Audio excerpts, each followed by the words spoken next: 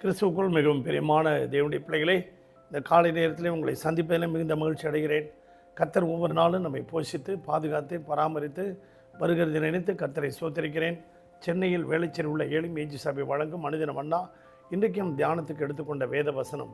அருமையான தேவனுடைய பிள்ளைகளே, ஆதியாகமத்தின் புஸ்தகம் 12ஆம் அதிகாரம் அங்கே 2வது வசனத்தை நாம் தியானிப்போம். நான் உன்னை பெரிய ஜாதியாக்கி உன்னை ஆசீர்வதித்து உன் பேரை பெருமைப்படுத்துவேன், நீ ஆசீர்வாதமாய் இருப்பாய் என்று சொன்னார்.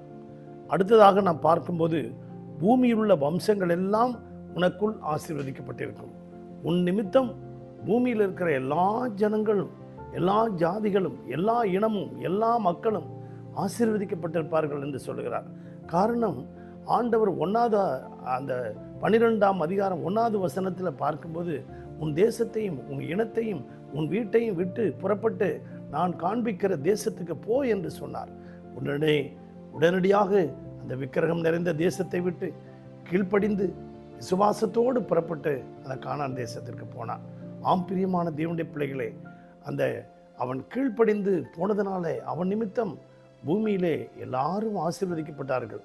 இங்கே வேதம் சொல்லுகிறது, ரோமருக்கு எழுதின நிருபம் 5ஆம் அதிகாரத்தில் பார்க்கும் பொழுது 14வது வசனத்தில் நாம் பார்க்கும் பொழுது, அப்படி இருந்து மரணமானது ஆதாம் முதல் மோசே வரைக்கும் ஆதாமின் மீறுதல் கொப்பாய் பாவம் செய்யாதவர்களையும் ஆண்டு கொண்டது. ஆதாம் செய்த பாவத்தினாலே பாவம் செய்யாதவர்களையும் மரணம் ஆண்டு கொண்டது. 19வது வசனத்தில் பார்க்கும் பொழுது, அன்றியும் ஒரே மனுஷனுடைய கீழ்ப்படியாமையினாலே அநேகர் பாவிகள் ஆக்கப்பட்டது போல ஒருவருடைய கீழ்ப்படினாலே அநேகர் நீதிமான்களாக்கப்பட்டார்கள். ஆண்டவராகிய இயேசு கிறிஸ்து அந்த ஒரு மனிதன் அவர் கீழ்ப்படிந்ததினாலே நாம் இன்றைக்கு எல்லாரும் நீதிமான்களாக்கப்பட்டிருக்கிறோம். அவர் இரத்தத்தால் நாம் எல்லாரும் ஆசீர்வதிக்கப்பட்டிருக்கிறோம். அவருடைய இரத்தத்தால் நாம் எல்லாரும் பரிசுத்தமாக்கப்பட்டிருக்கிறோம். பிரியமான தேவனுடைய பிள்ளைகளே, ஆதியாகமத்தின் புஸ்தகம் 3ஆம் அதிகாரம் 17வது வசனத்தில் பார்க்கும்போது, அந்த ஆதாம் செய்த பாவத்தின் நிமித்தம் உன் நிமித்த பூமி சபிக்கப்பட்டிருக்கும் என்று சொன்னார். அதான் ஒரு மனிதனுடைய கீழ்ப்படியாமையினாலே அநேகர் பாவிகளானார்கள். இந்த நாளிலே அருமையான தேவனுடைய பிள்ளைகளே, ஒரு மனிதனுடைய வயல் மிகவும் விளைச்சல் அதிகமாக இருந்தது.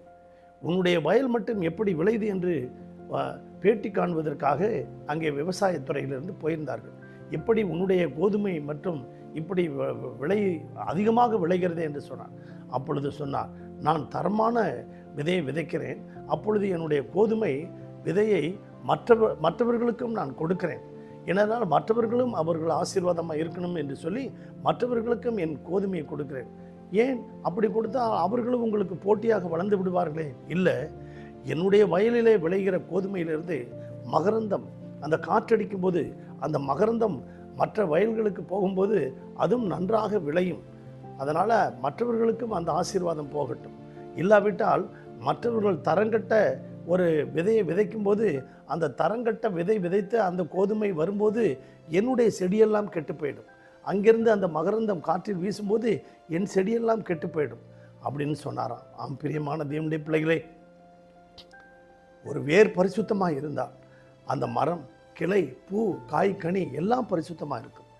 பிரியமான தேவனுடைய பிள்ளைகளே, ஆதியாகமம் 35ஆம் அதிகாரம் 39ஆம் அதிகாரம் 5வது வசனத்திலே யோசேப்பு நிமித்தம் அந்த எகிப்தினுடைய போத்திபாருடைய வீட்டை ஆசீர்வதிச்சாராம். பாருங்கள், அவன் பரிசுத்தமாக இருந்ததுனால அந்த வீட்டையும் அவனுக்கு உள்ளேயும் வெளியும் எல்லாவற்றையும் ஆசீர்வதித்தார்னு போட்டிருக்கு. பாவம் அங்கே அருமையான தேவனுடைய பிள்ளைகள் ஆதியாகமம் 30ஆம் அதிகாரம் 27வது வசனத்தில் பார்க்கும்போது, யாக்கோப்பின் நிமித்தம் அந்த லாபானுடைய வீட்டை ஆசீர்வதித்தார். அந்த புறஜாதி வீடு, அதாவது யோசேப்பு நிமித்தம் அந்த புறஜாதி வீடு எகிப்தினுடைய வீட்டை ஆசீர்வதித்தார். இந்த லாபான் இந்த யாக்கோபின் நிமித்தம் புறஜாதியானுடைய லாபானுடைய வீட்டையும் ஆசீர்வதித்தார். நீங்களும் அநேகருக்கு ஆசீர்வாதமாக இருப்பீங்களா? உங்களுக்காக ஜெபிக்கட்டுமா? பரிசுத்த பிள்ளைகள், நல்ல பிதாவே, இந்த சத்தத்தை கேட்டுக்கொண்டு இருக்கிற ஒவ்வொரு குடும்பமும் ஆசீர்வதிங்கப்பா. ஒவ்வொரு குடும்பத்தையும் ஆசீர்வதிங்க. அநேகருக்கு ஆசீர்வாதமான வாய்க்கால்களாக பயன்படுத்துங்க சுவாமி. ஆபிரகாம் பூமி முழுவதுக்கும் ஆசீர்வாதமாக இருந்தது போல, ஆண்டவரே யோசேப்பு நிமித்தம் ஆண்டவரே போத்திபாருடைய வீடு ஆசீர்வதிக்கப்பட்டது போல ஒவ்வொரு வீட்டையும் ஆசீர்வாதமாக இருக்கட்டும். ஒவ்வொருவரையும் வேலையெடுத்து பாதுகாத்துக் கொள்ளும். தேவைகள் எல்லாம் சந்தி இயேசுவின் நாமத்தில் பிதாவே, ஆமென். God bless you everybody.